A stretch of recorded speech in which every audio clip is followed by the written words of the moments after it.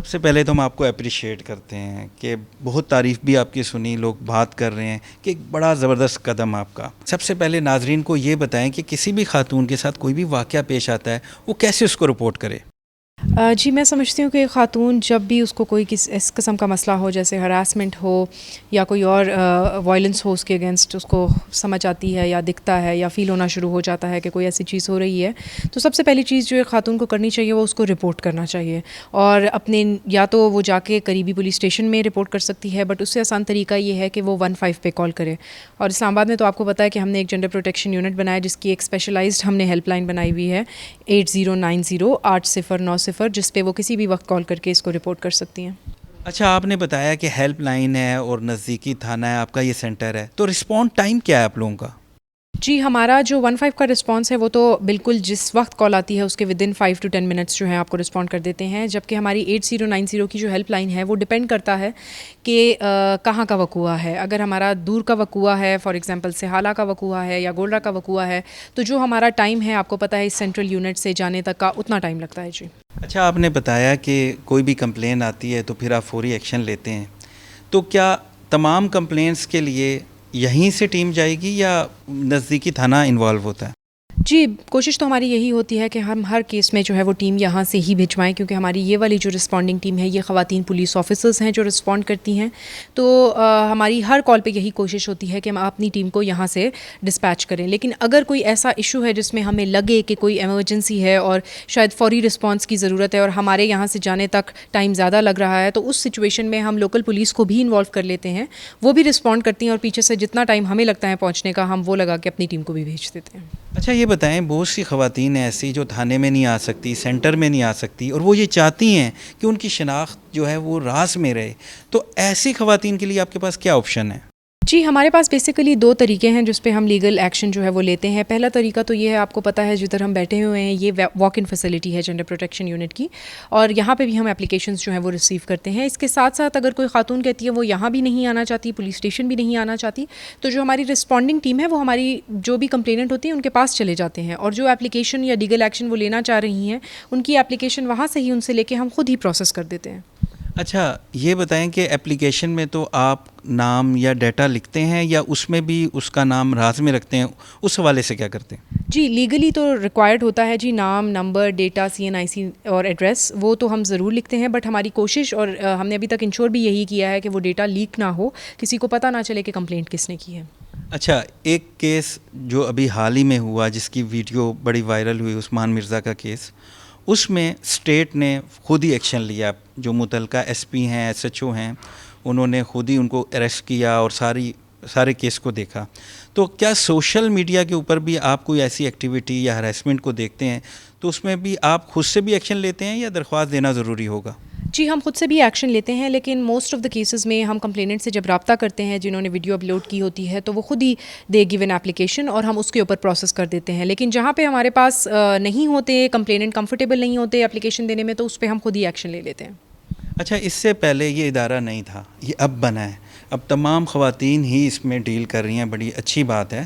تو ان کی تربیت کو آپ کیسے دیکھ رہے ہیں؟ کیونکہ لوگوں کے ساتھ کیسے ڈیل کرتے ہیں، کہ ان کی ٹریننگ کے لیے کیا آپ انتظامات کر رہے ہیں؟ جی یہ یونٹ بنانے سے پہلے ہم لوگوں نے 1 مہینہ جو بھی سٹاف اس کے لیے سلیکٹ کیا گیا تھا اس کو ایک کمپریہنسو ٹریننگ جو تھی اس کے تھرو جانا پڑا، اور اس میں ہم نے ہر پہلو کو دیکھا. اس میں ہم نے وکٹم ہینڈلنگ کو بھی دیکھا، اس میں ہم نے انویسٹیگیشن ٹیکنیکس کو بھی دیکھا، اس میں ہم نے کمیونیکیشن سکلز کو بھی دیکھا. تو ایک کمپریہنسو 1-1.5 مہینے کی ٹریننگ سارے سٹاف کو کرائی گئی، اور اس کے بعد ان کو یہاں پہ ہم لوگوں نے ڈپلوائے کیا.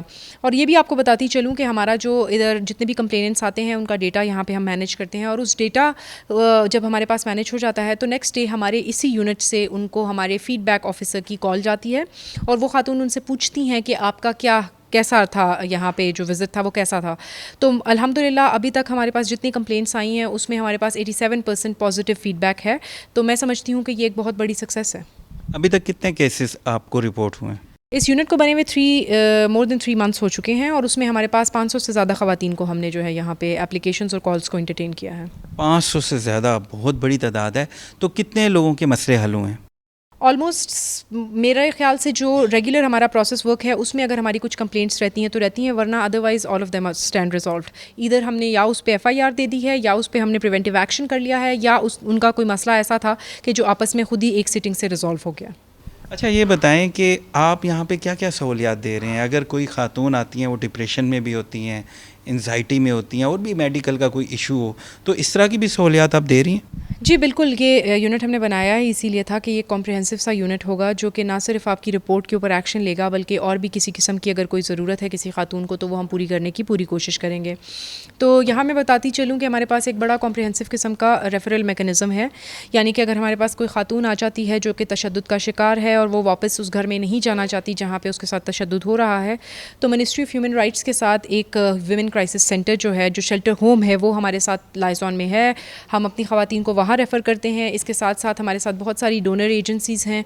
بہت ساری خواتین ہمارے پاس اپنے سول میٹرز لے کے آتی ہیں. فار ایگزامپل کوئی خلا کا مسئلہ ہے، بچوں کی کسٹڈی کا مسئلہ ہے، تو اس سچویشن میں ہم لوگ لیگل ایڈ بھی، فری لیگل ایڈ پرووائڈ کرتے ہیں. ہمارے ساتھ ڈونر ایجنسیز ہیں جو کہ لائرس کے ساتھ ہم ان کو کنیکٹ کر دیتے ہیں، تو ان کا بہت سارے جو سول میٹرز ہیں اس کی بھی ریزولوشن کی طرف ہم جاتے ہیں. یہ 24 آور ہے؟ جی، ہیلپ لائن بھی 24 آور ہے اور واک ان فیسلٹی بھی 24 آورس ہے. اچھا، دن بہ دن واقعات میں اضافہ ہوتا جا رہا ہے، تو آپ کیا سمجھتی ہیں کہ یہ ایک سینٹر کافی ہے؟ وسائل کافی ہیں؟ آپ کو کیا لگتا ہے؟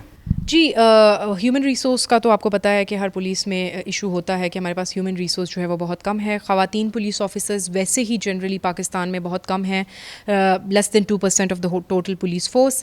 لیکن ہماری یہی کوشش ہے، ہمارے سینئرز کی یہی کوشش ہے، IG صاحب کی بھی یہی کوشش ہے کہ ہم زیادہ خواتین کو اب نیکسٹ بیچ میں انڈکٹ کریں، اور اس کے ساتھ ساتھ اس یونٹ کے سیٹلائٹ یونٹس بنائیں ڈفرینٹ زونز میں اسلام آباد میں، تاکہ ہمارا جو رسپونڈنگ ٹائم ہے وہ اور بھی کم ہو جائے.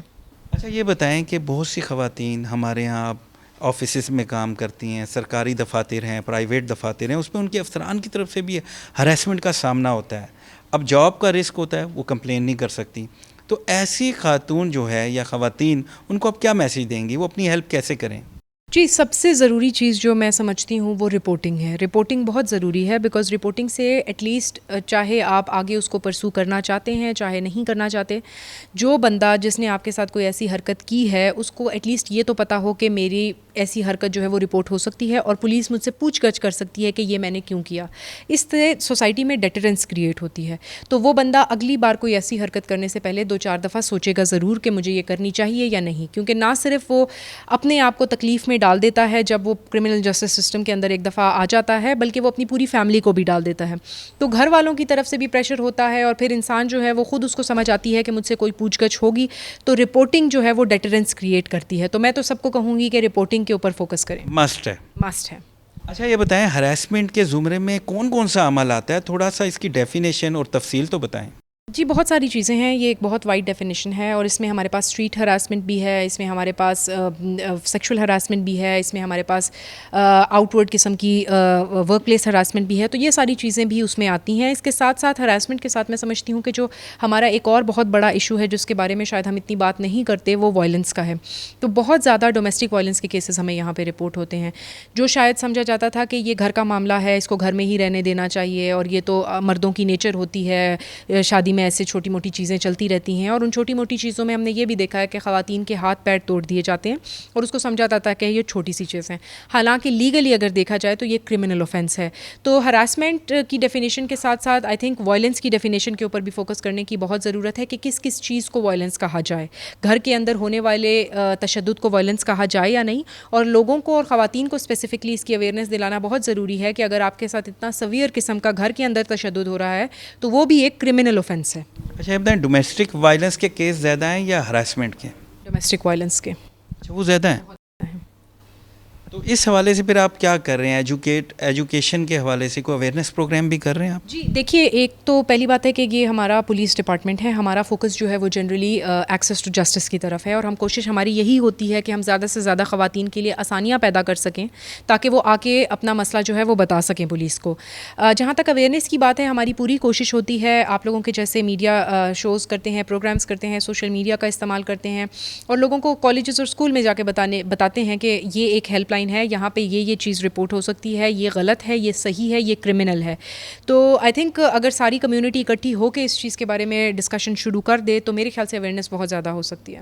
اچھا تھوڑا ایک اور چیز کلیئر کرتے ہیں، جو ہراسمنٹ کے جو کیسز ہیں ان میں نوعیت مختلف نوعیت کے کیسز ہوتے ہیں، تو سزا زیادہ سے زیادہ کتنی ہے، کم سے کم کتنی ہے، اور فائن کتنے ہوتے ہیں؟ جی یہ ٹوٹلی ڈپینڈ کرتا ہے کہ نیچر آف ہراسمنٹ کیا ہے، اور یہ بہت ساری، کیونکہ یہ ایک لیگل ڈیفینیشن ہے اور اس میں بہت ساری کیٹیگریز ہیں، تو اس کے اوپر کوئی اسپیسیفک ہم چیز نہیں کہہ سکتے کہ 3 سال ہے 4 سال ہے. کچھ چیزیں جو ہیں ان میں سزا کم ہے، کچھ چیزیں زیادہ سزا ہے. کچھ چیزوں پہ FIR ہوتی ہے، کچھ چیزوں پہ سمری ٹرائل ہوتا ہے جس کو ہم کہتے ہیں پریونٹیو ایکشن. تو وہ ڈپینڈ کرتا ہے on nature of the case. آپ ایسے لوگوں کو کیا میسج دیں گے جو ابھی بھی ہراسمنٹ میں ملوث ہیں یا ایسی سوچ رکھتے ہیں؟ جی میں سمجھتی ہوں کہ اگر ہماری سروس ڈلیوری ٹھیک ہوگی، ہم اس یونٹ سے لوگوں کی زیادہ سے زیادہ مدد کر سکیں گے، تو ایک ڈیٹرنس خود بخود کریٹ ہو جائے گی. لوگوں کو پتہ چلنا شروع ہو جائے گا کہ یہاں پہ رپورٹ ہو جائے تو ایکشن لیا جاتا ہے. تو میرا فوکس زیادہ یہی ہے کہ ہم اپنی سروس ڈلیوری کو بہتر کر سکیں تاکہ لوگوں کو شیورٹی ہو کہ جب وہ ہمیں رپورٹ کریں تو اس پہ ایکشن لیا جا رہا ہے. بہت شکریہ ناظرین. گفتگو سنی ASP آمنہ بیگ صاحبہ کی. انہوں نے خبردار بھی کیا ہے اور بتایا ہے کہ کیسے کوئی بھی خاتون اپنا مسئلہ یا ان کو کوئی بھی پرابلم ہے لے کے اس سینٹر میں کیسے آ سکتی ہیں. اگر وہ نہیں آ سکتی تو ایک ہیلپ لائن ہے یا نزدیکی تھانہ ہے. رپورٹنگ مسٹ ہے، جو سب سے اہم بات کی انہوں نے. اگر کوئی بھی کیس ہے، اگر اس کو آپ رپورٹ نہیں کریں گے تو آپ کا مسئلہ حل نہیں ہوگا.